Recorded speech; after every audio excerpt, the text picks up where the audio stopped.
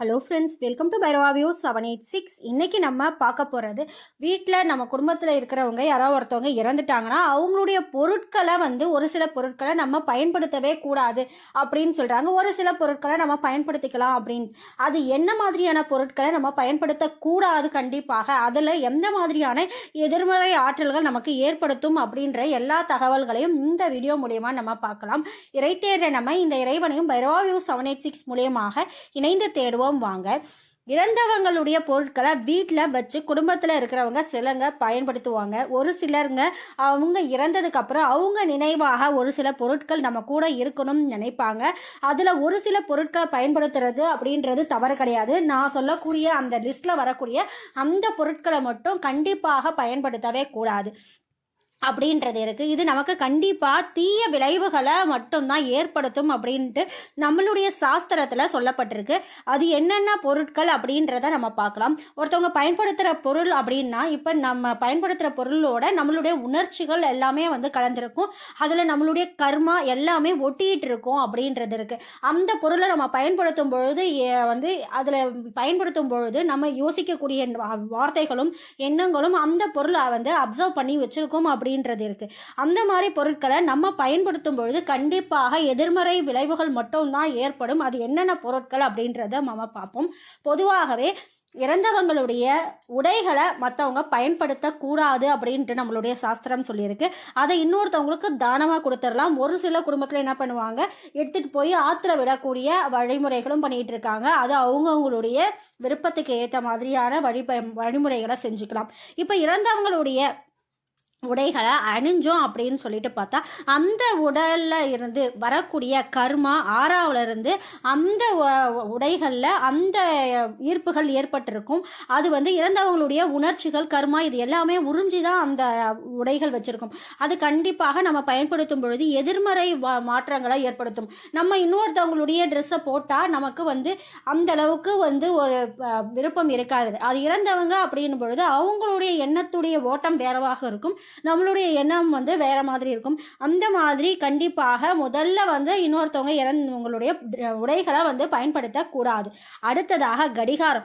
ஏன் கடிகாரத்தையும் பயன்படுத்தக்கூடாது அப்படின்னு சொல்லிட்டு பார்த்தா, இறந்தவங்களுடைய கை கடிகாரத்தை நம்ம உடனடியாக நம்ம பயன்படுத்துகிறோம் அப்படின்னு சொல்லிட்டு பார்த்தா, கடிகாரம் அப்படின்றதும் நம்மளுடைய உணர்ச்சியோட இணைஞ்ச விஷயம். இதுக்கும் கர்மாவுக்கும் நிறைய தொடர்புகள் இருக்கு அப்படின்றது இருக்கு. இது தேவையற்ற ஆற்றலை ஈர்த்து வச்சிருக்கோம்.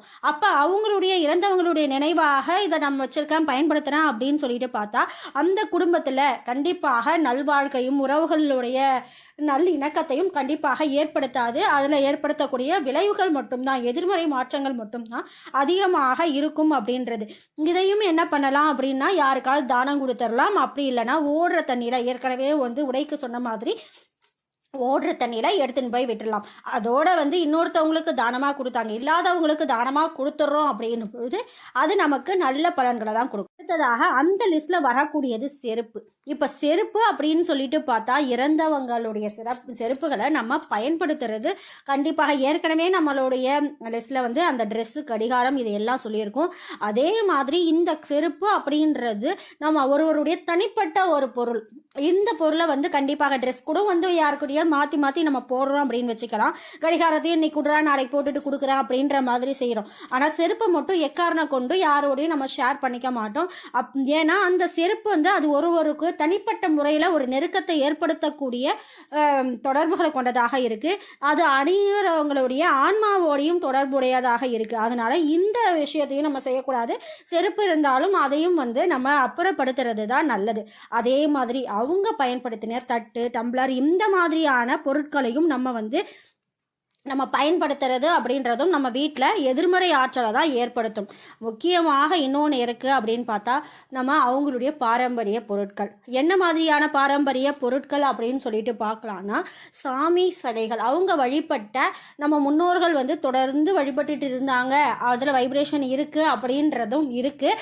ஆனால் அது ஒருத்தவங்களுடைய ஆறாவுக்கும் இன்னொருத்தவங்களுக்கும் வேறுபட்டு இருக்கும். அது ரெண்டுமே ஒன்று சேரும்பொழுது கண்டிப்பாக எதிர்மறை விளைவுகளை தான் ஏற்படுத்தும்.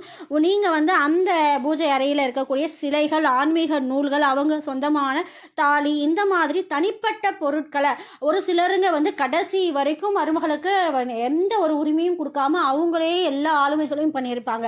அப்போ அந்த மருமகளுக்கு அந்த பூஜை அறையிலையும் அந்த கிச்சன்லையும் எந்த ஒரு உரிமையையும் கொடுத்தே இருக்க மாட்டாங்க. திடீர்னு போயிட்டு அவங்க அந்த பூஜை அறையில் விளக்கேற்றுறது, சாமி கும்பிடுறது, அந்த பொருட்களை பயன்படுத்தும் பொழுது அவங்க பயன்படுத்தின அந்த விஷயத்துக்கும் இவங்களுக்கும் வித்தியாசம் இருக்கும். அதனால் கண்டிப்பாக எதிர்மறை விளைவுகள் மட்டும்தான் ஏற்படும் அப்படின்னு சொல்கிறாங்க.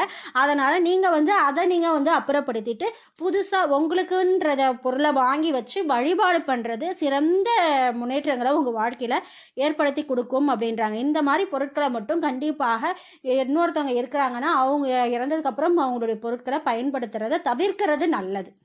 யாம் பெற்ற இன்பம் பெருக வையகம். இறைவனுடைய ஆசீர்வாதத்தாலையும் இந்த குபேர பிரபஞ்சத்துடைய ஆசீர்வாதத்தாலையும் உங்கள் தேவைகள் அனைத்தும் நிறைவேறி நீடூழி வாழணும்னு இந்த இறைவனுடனும் இந்த குபேர பிரபஞ்சத்திடமும் கேட்டுக்கிற. வாழ்க வளமுடன், வாழ்க வளமுடன், வாழ்க வளமுடன். உங்களுக்கு இந்த வீடியோ ரொம்ப பிடிச்சிருக்குன்னா ஒரு லைக் பண்ணிவிட்டு உங்களுக்கு இந்த வீடியோக்கான கமெண்ட் எதனா கொடுக்கணும்னு நினச்சிங்கன்னா நீங்கள் கமெண்ட் பாக்ஸில் கமெண்ட் தெரிவிக்கலாம். வேறு என்ன பிரச்சனைக்கான தீர்வுகள் உங்களுக்கு தேவைப்படுது, என்ன மாதிரியான வழிபாடுகளை பற்றி தெரிஞ்சுக்கணும்னாலும் சரி, அதை நீங்கள் கமெண்ட் பாக்ஸில் கமெண்ட் பண்ணிங்கன்னா அந்த குறிப்பிட்ட வழிபாடுகள் என்ன பண்ணணும், எப்படி வந்து மந்திரம் ஜபிக்கணும், எந்த மாதிரியான மந்திரங்களை ஜபிக்கணும் அப்படின்றதுக்கான வீடியோவையும் நான் ரெடி பண்ணுறதுக்கு ஈஸியாக இருக்கும்.